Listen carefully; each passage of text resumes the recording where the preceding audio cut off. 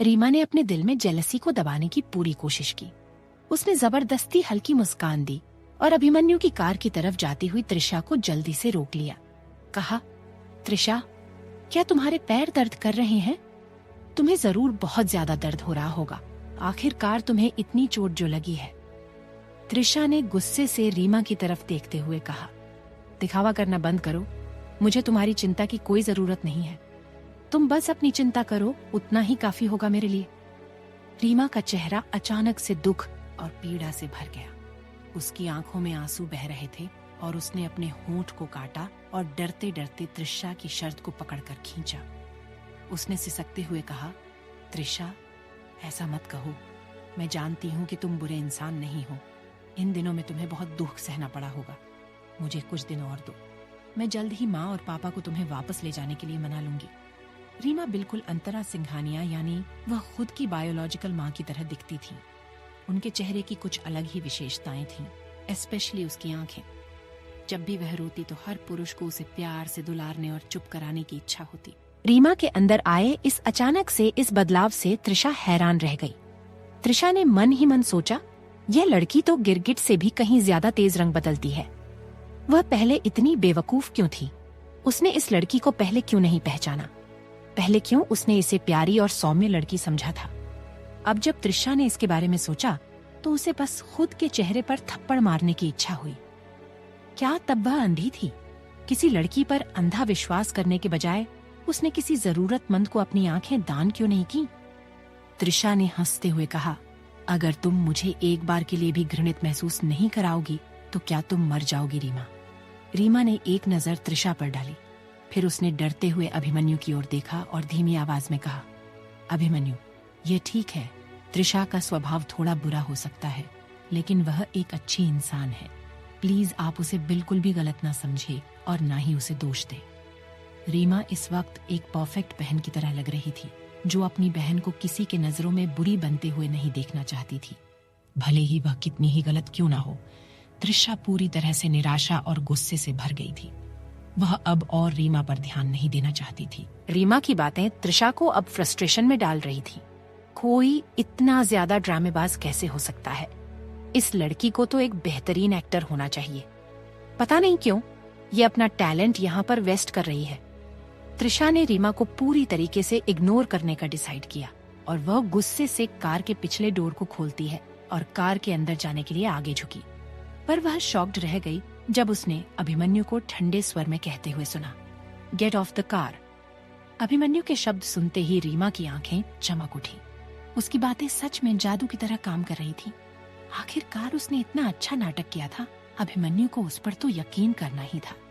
रीमा कुछ कहने ही वाली थी कि एक पतला हाथ रेशमी रुमाल के साथ विंडो से बाहर निकला। अभिमन्यु की पतली उंगलियां बहुत ही सुंदर लग रही थी और इसके नेल्स अच्छी तरह से काटे गए थे। यह परफेक्ट आर्ट का एक नमूना जैसा लग रहा था। त्रिशा थोड़ा चकित थी। अभिमन्यु के हाथ लड़कियों से भी कहीं ज्यादा सुंदर और अट्रैक्टिव थे। अभिमन्यु ने त्रिशा की तरफ देखते हुए कहा, दरवाजे के हैंडल को साफ करो। त्रिशा स्तब्ध रह गई।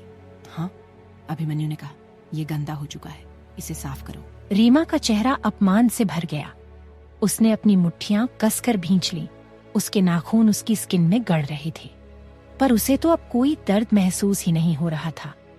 क्या अभिमन्यु इनडायरेक्टली उसे गंदा कह रहा है कि उसके छूने मात्र से उसकी कार गंदी हो चुकी है?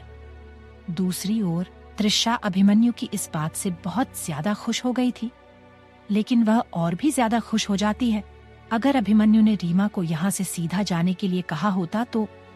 रीमा अभी तक अभिमन्यु के शब्दों से बुरी तरह से शॉक्ड थी। उसे लगा कि शायद अभिमन्यु को कुछ कंफ्यूजन हो गया है। अभिमन्यु को शायद नहीं पता होगा कि वह कितनी सुंदर और समझदार लड़की है। रीमा ने जल्दी से अपने चेहरे के एक्सप्रेशन को चेंज किया। वह अब बहुत ही लाचार नजर आ रही थी। रीमा ने चिंतित नजरों से त्रिशा का हाथ खींचा और विनती की, त्रिशा, मेरे साथ घर आओ। हम एक साथ माँ और पापा से इस बारे में बात करेंगे। वे बस आपसे निराश हैं, लेकिन वे अब भी आपसे बहुत प्यार करते हैं। त्रिशा को अभी रीमा के इस नाटक से चिढ़ होने लगी थी। उसने रीमा का हाथ झटक दिया और बोली, दूर रहो। क्या तुम्हारा अभी तक ड्रामा खत्म नहीं हुआ है? त्रिशा अब किसी चीज की परवाह नहीं कर रही थी। इसके अलावा अभिमन्यु के सामने कोई भी इमोशनल ड्रामा करना बिल्कुल ही बेकार था। अभिमन्यु की चील जैसी आंखें किसी इंसान के दिल के अंदर तक आसानी से देख सकती थी। यह बेवकूफ रीमा क्या सोच रही है? अभिमन्यु रायजादा कौन है? क्या वह कोई ऐसा इंसान है जो इसकी फालतू की ट्रिक में फंस जाएगा?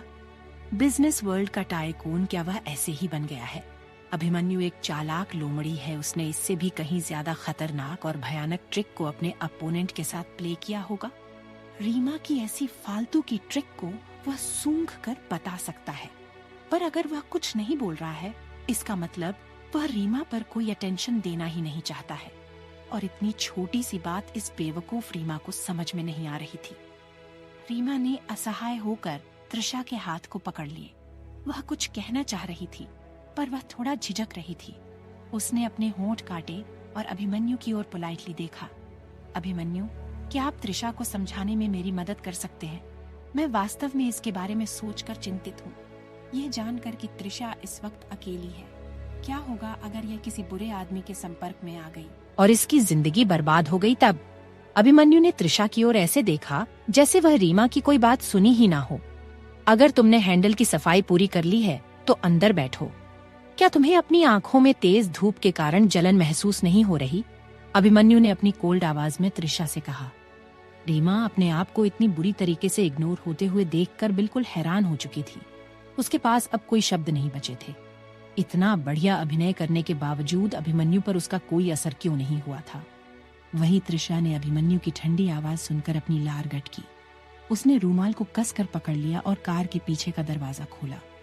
तभी एक बार फिर अभिमन्यु की सर्द आवाज त्रिशा को अपने कानों में सुनाई दी। पैसेंजर सीट में बैठो। अभिमन्यु के शब्द बहुत ही कठोर थे। त्रिशा की बॉडी कांप उठी। उसने जल्दी से पिछले डोर के हैंडल को पोंछा और कहा, मैं बस हैंडल साफ कर रही थी। त्रिशा को ऐसा लगा जैसे वह अभिमन्यु के डर से मर ही जाएगी। खैर, वह कुछ महीनों में किसी और तरह से मर ही तो रही थी, लेकिन उसे शुरू से ही मौत से भी कहीं ज्यादा अभिमन्यु रायजादा से डर लगता था। त्रिशा ने भारी दबाव में पैसेंजर सीट का डोर खोला और अंदर चली गई। त्रिशा पैसेंजर सीट पर सावधानी से बैठी। उसने अपना साहस जुटाया और अभिमन्यु की ओर देखने के लिए अपनी निगाहें थोड़ी ऊपर उठाईं, लेकिन तुरंत अभिमन्यु की कोल्ड आंखों को अपने ऊपर देखकर अपनी सांसें रोक लीं।